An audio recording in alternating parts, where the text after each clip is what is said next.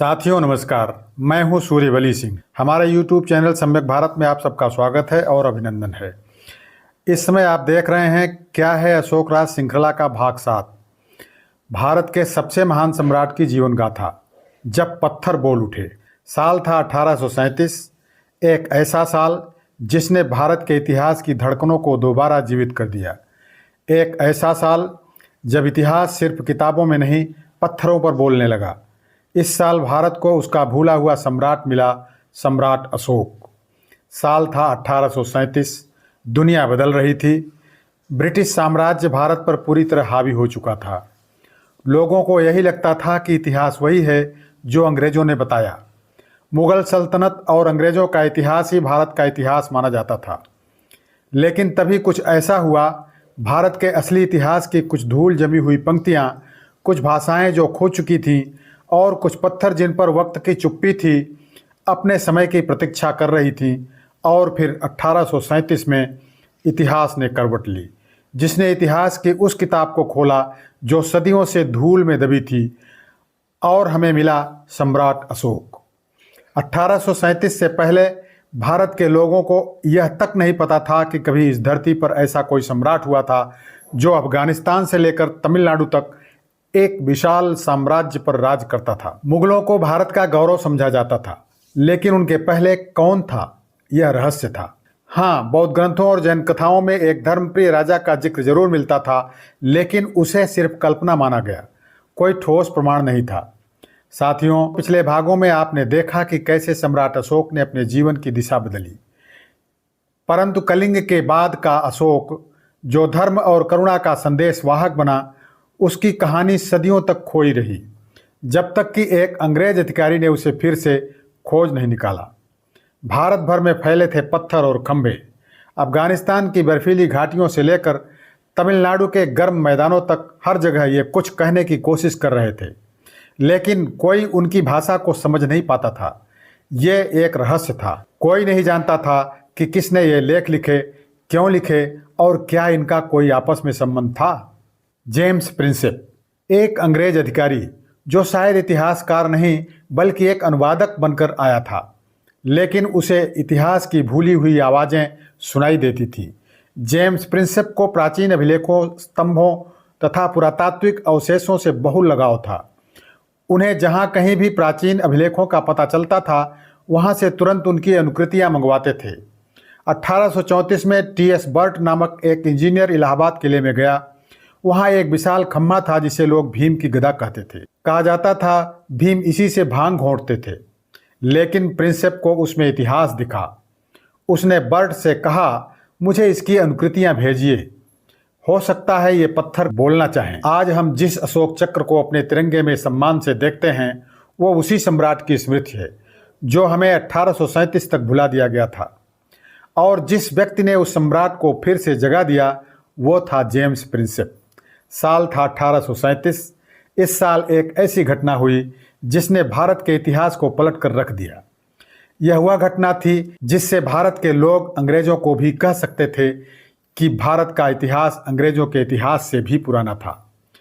भारत देश में भी बहुत बड़े बड़े साम्राज्य हुए जो रोम जैसे देश को भी टक्कर दे सकते थे। साल 1837 के पहले भारत के लोगों को अशोक की महानता के बारे में नहीं पता था। उन्हें नहीं पता था कि मुगल बादशाहों के पहले भी भारत में ऐसा कोई राजा हुआ था जो इतने बड़े भूभाग पर कब्जा किया हो। बौद्ध और जैन ग्रंथों में इस राजा की कहानी तो मिलती थी, लेकिन इसे सिर्फ काल्पनिक कहानी ही माना जाता था, क्योंकि ऐतिहासिक तौर पर उनके सबूत नहीं मिलते थे। अफगानिस्तान से लेकर दक्षिण भारत में तमिलनाडु तक जगह जगह एक तरह के पत्थर मिलते थे जिन पर कुछ लिखा था, लेकिन क्या लिखा था, किसने लिखा था और क्या इन सब का आपस में कोई संबंध भी था, इन सब बातों को उस दौर में कोई नहीं जानता था। लेकिन 1837 में एक अंग्रेज ने खोज निकाला वह तरीका जिससे हम पढ़ पाए इतिहास के सबसे महान साम्राज्य में से एक की कहानी। तब हमें पता चली सम्राट अशोक की कहानी। भारत का वह साम्राज्य जिसके बारे में 1837 से पहले कोई भी नहीं जानता था। एक गुम साम्राज्य, इसके सबूत तो थे, लेकिन उन्हें कोई भी पहचान नहीं पा रहा था। 1837 में ईस्ट इंडिया के एक अधिकारी जेम्स प्रिंसेप ने ब्राह्मी और खरोष्टी लिपि पढ़ी थी। कभी ऐतिहासिक मिथक के रूप में जाने जाने वाले एक राजा को तब एक राजा के रूप में पहचान मिली जब जेम्स प्रिंसेप ने उनके लिखे अभिलेखों को पढ़ने का तरीका ढूंढ लिया, जो अफगानिस्तान से लेकर कर्नाटक और तमिलनाडु तक फैले हुए थे। लेकिन जेम्स प्रिंसेप की कहानी भी कम रोचक नहीं है कि उन्होंने कैसे यह तरीका खोजा। वास्तव में प्रिंसेप कभी ये काम करना ही नहीं चाहते थे। एक मजबूरी थी जो उन्हें भारत खींच कर ले आई थी, और इसी मजबूरी ने उन्हें उस सफ़र पर भेजा जहां उनका नाम अमर हो गया, एक बेहतरीन ट्रांसलेटर के तौर पर। आज बहुत कम लोग जेम्स प्रिंसेप को जानते हैं, और जो जानते भी हैं उन्हें बस इतना पता है कि उन्होंने ब्राह्मी और खरोष्टी लिपि को पढ़ा। लेकिन भारत के इतिहास में जेम्स प्रिंसेप का योगदान इससे भी काफ़ी बड़ा है। प्रिंसेप ने सैकड़ों अभिलेखों की तुलना में हर एक अक्षर को जोड़ तोड़ कर कभी संस्कृत से मिलाया, कभी प्राकृत से, और आखिरकार ब्राह्मी लिपि को डिकोड कर लिया। और फिर शिलालेखों में एक नाम बार बार आया, देवानाम पियदस्सी, देवताओं का प्रिय सौंदर्यवान राजा। लेकिन यह कौन था? कोई इसे बुद्ध समझ बैठा, कोई इसे श्रीलंका के किसी राजा से जोड़ बैठा। देवानाम पियदस्सी कौन था? प्रिंसेप को नहीं पता था। प्रिंसेप ने अनुमान किया कि देवानाम पियदस्सी स्वयं बुद्ध का नाम है, लेकिन बुद्ध तो राजा नहीं थे, जबकि आगे पियदस्सी राजा लिखा है। सो प्रिंसेप ने एक दूसरा अनुमान किया कि देवानाम पियदस्सी वास्तव में सिलोन के राजा तिस्स हैं, जो देवानाम पियदस्सी की उपाधि धारण करते थे। लेकिन सवाल यह था कि सिलोन के राजा के इतने सारे शिलालेख भारत में कैसे आए? जरूर बात कुछ और है। उस समय टर्नर सिलोन में थे। वे पाली साहित्य का अध्ययन कर रहे थे कि दीपवंश में पढ़ते हुए उनकी आंखें चमक उठीं। दीपवंश में लिखा था कि बुद्ध के निर्वाण के 218 साल बाद पियदस्सी का सिंहासनारोहण हुआ, जो कि चंद्रगुप्त के पौत्र और बिंदुसार के पुत्र थे। टर्नर ने देवानाम पियदस्सी की पहचान सम्राट अशोक के रूप में कर ली। खबर प्रिंसेप को पहुंची। प्रिंसेप ने टर्नर की इस खोज के लिए प्रशंसा की।